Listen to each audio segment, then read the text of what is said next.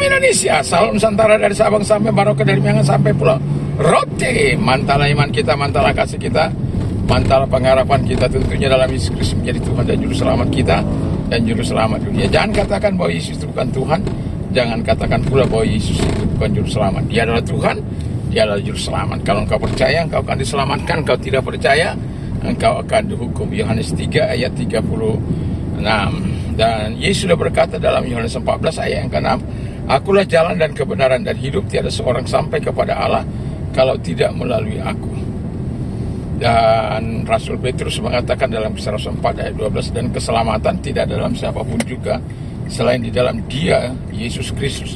Karena di bawah kolong langit ini tidak ada nama lain yang diberikan kepada manusia yang olehnya kita diselamatkan.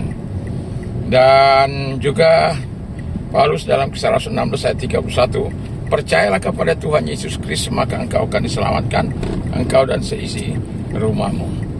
Dan puji nama Tuhan, semoga kekuatan Tuhan, kekuatan firman, kekuatan Roh Kudus, kekuatan doa, kekuatan iman akan terus menyertai kita, dan damai sejahtera Allah yang melampaui segala akal akan melihara hati dan pikiran kita mulai saat ini sampai selama-lamanya. Dan sebelum kita mendengar firman Allah, mari kita berdoa terlebih dahulu. Tuhan Yesus, kami bersyukur, berterima kasih kepadamu, dan terima kasih buat penyertaan Tuhan. Biar kami terus menyala-nyala dalam Engkau. Di dalam nama Yesus Kristus kami bersyukur dan berdoa. Haleluya. Amin. Dalam Roma 12 ayat yang ke-11 dikatakan bahwa bagian B, hendaklah rohmu menyala-nyala, layanilah Tuhan. Nah, yang mau saya katakan kepada kita, judulnya adalah roh yang menyala-nyala atau iman yang menyala-nyala. Dan dalam kehidupan kita, kalau kita ingin menyala terus dalam Tuhan, ada hal yang harus kita lakukan. Ada bahan bakar dari iman itu dalam kehidupan kita. Bahan bakar yang membuat kita bisa terus menyala-nyala, roh kita terus menyala-nyala, iman kita terus bisa menyala-nyala kalau kita memiliki bahan bakar itu. Bahan bakar yang pertama untuk kita bisa terus menyala-nyala adalah bahwa yang pertama itu adalah koneksi kita dengan Tuhan, hubungan kita dengan Tuhan. Dan ini penting. Kalau kita terpisah dengan Tuhan, itu seperti bara, ya, bara yang hidup itu lalu dipisahkan, terpisah dari lingkungannya, maka dia akan segera padam. Demikian juga kalau kita terpisah dari Allah, kita akan segera padam. Rohani kita akan segera padam, roh kita akan segera padam, iman kita akan segera padam. Kalau kita tidak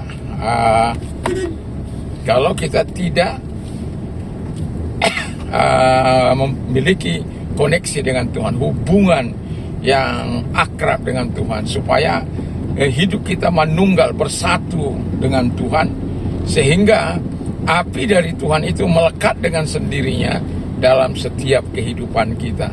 Bukan lagi Anda yang berupaya mengipas supaya Anda hidup, bukan. Roh Tuhan itu yang akan membuat kita terus menyala-nyala. Tuhan itu sendiri yang akan hadir dalam kehidupan kita, dan itu yang membuat kita terus bisa menyala-nyala dalam kehidupan ini. Ketika kita menyala-nyala dalam kehidupan ini, atau roh kita menyala, maka itu dengan sendirinya kita akan memiliki kualitas yang baik, dan itu dengan iman yang bernyala-nyala itu akan berdampak kepada orang-orang di sekitar kita, dan bukan hanya berdampak bagi diri kita, tapi juga bagi keluarga, bagi jemaat, bagi masyarakat. Kenapa? Anda berbeda dengan yang lain, kita berbeda dengan yang lain, karena roh Tuhan yang menyala-nyala itu dalam kehidupan kita. Tentu gaya hidup orang-orang yang menyala di dalam Tuhan pastilah berbeda dengan orang-orang yang mati rohaninya, yang tidak berfungsi rohaninya, atau yang mati imannya, sehingga mereka akan menjadi seperti bara yang terpisah dari kumpulannya, maka dia akan segera mati. Demikian orang yang terpisah dari Tuhan, dikatakan bahkan dipermalukan oleh Tuhan. Kalau Anda baca Yeremia 17 ayat yang ke-11. Jadi kita terpisah dari Tuhan, kita akan malu, kita terpisah dari Tuhan, kita akan dibuang, dan kita terpisah dari Tuhan, kita akan tidak mengalami sumber yang baik. Dan itulah sebabnya kalau Anda di tengah-tengah situasi kesulitan Anda perlu mengkoneksikan iman Anda kepada Tuhan, supaya roh Anda menyala-nyala. Kita tahu walaupun badai semakin kuat badai itu, api kita tidak akan mudah padam, karena dia di hembusan angin itu. Kalau kebakaran kita lihat angin semakin kencang, maka api itu akan semakin kuat menyala. Demikian juga kalau api kita itu menyala-nyala, angin Roh Kudus datang semakin dahsyat dalam kehidupan kita. Tapi coba kalau kita lagi keadaan letoy, lagi api kita hampir padam, lalu datang angin yang keras, maka dia padam. Karena apa? Nggak kuat menahan angin percobaan itu, tidak kuat menahan badai percobaan itu, tidak kuat menahan badai persoalan, badai kesulitan, badai yang menghantam hidup kehidupan kita. Dan itulah pentingnya kita berkoneksi dengan Tuhan. Itu yang pertama. Yang kedua adalah ketika kita bahan bakar yang kedua itu adalah firman Tuhan, supaya tetap imanmu menyala-nyala. Iman timbul dari pendengaran firman Kristus. Apa yang mau saya katakan di sini kepada kita? Kalau mau api iman kita tetap teguh, tetap menyala-nyala, roh kita tetap menyala-nyala, hidup kita menyala-nyala, itu tidak bisa dipisahkan dari keaktifan kita memperkatakan firman Allah, membaca firman Allah, dan menaruh firman Allah itu dalam kehidupan kita. Mengapa? Ketika firman Allah, firman-Mu adalah pelita bagi kakiku, terang bagi jalanku, berarti kita terhindar dari hal-hal yang tidak menyenangkan hati Tuhan. Dan juga Alkitab mengatakan, how can a young man keep his way pure by living according to your word? Bagaimanakah seorang muda mempertahankan kelakuannya bersih dengan menjaganya sesuai dengan firman Allah? Dan Mazmur 119 ayat yang ke-9. Ayat yang ke-11-nya dikatakan, I have hidden your word in my heart that I might sin against you. Aku telah menaruh firman-Mu dalam hatiku supaya aku tidak berdosa kepadamu. Jadi roh kita itu bisa menyala karena firman. Dan karena kita tahu all scripture is given by inspiration of God and is profitable for doctrine, for reproof, for correction, for instruction in righteousness, that the man of God may be completely equipped for every good work. Jadi segala tulisan yang diilhamkan oleh Allah memang bermanfaat untuk mengajar, untuk menyatakan kesalahan, memperbaiki kelakuan, dan mendidik orang dalam kebenaran, supaya manusia kepunyaan Allah diperlengkapi untuk setiap perbuatan baik. Dan hanya orang roh yang menyala-nyala itulah mampu melakukan perbuatan-perbuatan baik yang diperintahkan Tuhan kepada kita. Karena memang itu keinginan Tuhan, supaya kita berbuat baik bagi diri sendiri, berbuat baik bagi keluarga, berbuat baik kepada jemaat, berbuat baik kepada gereja, atau kepada teman-teman, atau kepada masyarakat kita.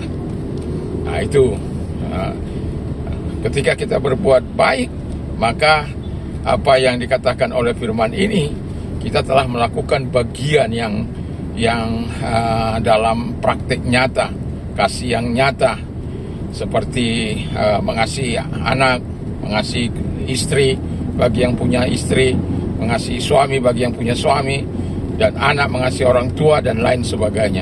Jemaat juga demikian, dan saling memperdulikan, saling memperhatikan.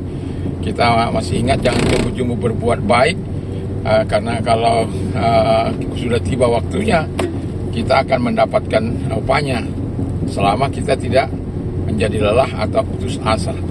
Ya, jadi perbuatan yang kita lakukan itu adalah perbuatan yang menyenangkan hati Tuhan. Jadi bahan bakar yang kedua itu yaitu firman Allah, dan cintai firman Allah itu. Cintai dia, taruh dalam hatimu, perkatakan firman Allah itu, supaya itu menjadi bagian kehidupan kita. Itu menjadi bahan bakar yang kuat untuk menyatakan segala kekuatannya bagi kehidupan kita.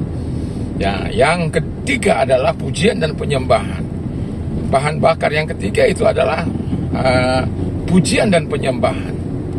Jadi kalau kita sebagai orang percaya memuji Tuhan malas, menyembah Tuhan malas, dan apa yang mau kita lakukan? Karena gairah kita kepada Sang Pencipta itu lemah ya, dan tidak bergairah, tidak semangat. Dan itulah sebabnya tadi pentingnya saya katakan ada koneksi kita dengan Tuhan, hubungan kita, keakraban kita dengan Tuhan. Keakraban itu bisa terjadi kalau kita menyerahkan kehidupan kita kepada Tuhan. Dan firman Allah yang kita perkatakan atau kita baca dan kita hafal 1-2 ayat untuk terus kita sadari bahwa iman itu timbul dari pendengaran firman Kristus. Dan yang ketiga adalah pujian dan penyembahan. Di atas pujian Tuhan hadir, di atas pujian Allah bertahta. Jadi kalau kita mau menikmati hadirat Allah, kuasa Allah, jangan pernah malas untuk memuji Tuhan. Berikan yang terbaik saat memuji Tuhan. Berilah hatimu, berilah pikiranmu, berilah kesungguhan hatimu. Karena itu Tuhan berkata, kasihlah Tuhan Allahmu dengan segenap hatimu, dengan segenap jiwamu, dengan segenap akal budimu. Di situ kita bisa mempertunjukkan bahwa kita adalah orang yang tulus mengasihi Tuhan dalam kehidupan ini. Jadi kalau kita orang yang tulus dalam mengasihi Tuhan, saya yakin dan percaya pujian kita dan penyembahan kita akan menjadi dupa yang harum di hadapan Allah. Makanya pemazmur katakan bahwa memuji Tuhan dengan segenap hati, dengan ketulusan hati, sebagaimana Mazmur 119 ayat yang ke-8 ya, ayat yang ke-8. Jadi kita menaikkan pujian dengan ketulusan hati kita kepada Tuhan. Karena Tuhan suka dengan hati yang tulus, hati yang benar, hati yang suci, hati yang memuliakan Tuhan. Nah, dalam pujian dan penyembahan kita ini, itulah gunanya kita memberi yang terbaik. Kita tidak bisa bersandiwara di hadapan Tuhan. Di hadapan Tuhan semua terbuka dan telanjang. Dan kalau roh kita menyala-nyala, kita akan memberikan yang terbaik pada Tuhan. Kita datang tengah malam, kita tidak menjadi bersungut-sungut. Kita datang pagi hari, tidak menjadi bersungut-sungut. Anytime kita mempersembahkan sesuatu yang baik itu kepada Tuhan dengan tulus. Tidak ada sandiwara, tidak ada kemunafikan. Ya, dalam bertuhan itu, dalam memuji Tuhan, dalam menyembah Tuhan, tidak ada sandiwara. Karena Tuhan itu maha kuasa. Kalau dia maha kuasa, dia dapat menolong engkau. Dia maha tahu. Kalau dia maha tahu, dia mengetahui segala apa yang kau kerjakan. Tuluskah motifmu? Benarkah motifmu atau tidak? Tetapi saya mau katakan kepada kita agar kita melakukan yang terbaik dalam kehidupan kita ketika kita menyembah Tuhan. Dan bahan bakar yang keempat adalah, yang terakhir ini adalah doa. Jadi kita dalam doa ini, saya mau katakan yang paling penting dalam hidup kita. Kita berdoa, jujurlah di hadapan Tuhan. Jujurlah keadaanmu. Kalau engkau kering, katakan kering. Kalau engkau mengatakan butuh bantuan Tuhan, katakan dengan tulus kepada Tuhan, dengan jujur. Kalau engkau masih lelah, katakan lelah. Kalau engkau capek, katakan capek di hadapan Tuhan. Kalau engkau katakan aku tidak berdaya, katakan aku tidak berdaya menghadapi persoalanku. Aku butuh Tuhan. Dan ketika engkau berterus terang kepada Tuhan, lihat tangan Tuhan yang maha kuasa itu akan menolong engkau dan menyatakan segala kekuatan. Kadang-kala dalam doa kita bersandiwara, terlalu berpanjang-panjang. Bukan berarti kita tidak perlu berdoa yang bersapaat itu sangat panjang. Kalau sampai lagi kita memiliki sapaat yang tema-tema yang sudah kita masukkan dalam doa sapaat kita, itu butuh waktu. Tapi apapun yang mau saya katakan adalah kejujuran itu sangat penting di hadapan Tuhan. Ketika engkau berdoa, janganlah bersandiwara di hadapan Tuhan. Janganlah berlaku seperti orang munafik, supaya bahan bakar ini membuat semangatmu semakin berapi-api. Dan dalam bahan bakar ini membuat kita semakin bersemangat, karena ada alasan. Yang pertama, ketika kita berdoa dengan tulus, Tuhan tahu akan segala kebutuhan kita, dan Dia berkata bahwa ketika kau kekurangan, mintalah. Kalau kau sesakan, minta tolong sama Dia. Dan kalau engkau mengalami tekanan, minta tolong sama Dia. Kalau engkau mengalami sesuatu hal yang tidak baik, minta tolong sama Dia. Dan Tuhan itu siap menolong. Dan Dia sudah berjanji, apa saja yang kau minta dan doakan, percayalah bahwa engkau sudah menerimanya, maka hal itu akan diberikan kepadamu. Mintalah apa saja. Jadi kalau dikatakan mintalah apa saja, berarti itu jangan kita apakan dengan hawa nafsu kita. Kita meminta apa saja itu berarti harus menyelaraskan dengan kehendak Allah, supaya doa itu menjadi sesuatu yang sangat berarti dalam kehidupan kita, dan membuat kita bergairah terus, karena ada Tuhan yang menjawab doa kita, ada Tuhan yang terus menolong kita, ada Tuhan yang terus memberikan hal yang baik kepada kita. Tapi yang penting yang mau saya katakan adalah supaya roh kita tetap menyala-nyala, iman kita tetap menyala-nyala, dan kita tetap bisa menikmati sesuatu yang indah daripada Tuhan. Kiranya roh kita terus menyala-nyala dari sekarang sampai selama-lamanya. Tuhan Yesus memberkati. Selamat kita menikmati segala kasih karunia Tuhan. Dan sebelumnya, mari kita berdoa. Terima kasih Tuhan, kami sudah mendengarkan firman-Mu. Biarlah roh kami menyala-nyala, dan setiap orang yang sakit, kami perintahkan segala sakit penyakit yang mereka derita keluar, dan oleh bilur Yesus Engkau sembuh, oleh kuasanya Engkau sembuh. Dan bila mereka sedang mengalami pergumulan dalam kehidupan mereka, Tuhan yang menolong mereka. Tuhan menyatakan segala kebaikan dan kemurahan-Mu. Dalam nama Yesus, haleluya, amin. Puji nama Tuhan. Selamat sore, dan apapun aktivitas kita selama ke depan ini, biarlah Tuhan yang melindungi. Dan apabila kita mau istirahat, jangan lupa untuk berdoa, jangan lupa membaca firman Allah, jangan lupa memperkatakan firman Allah dalam kehidupan kita. Kiranya Tuhan Yesus memberkati. Mantap, mantap, mantap.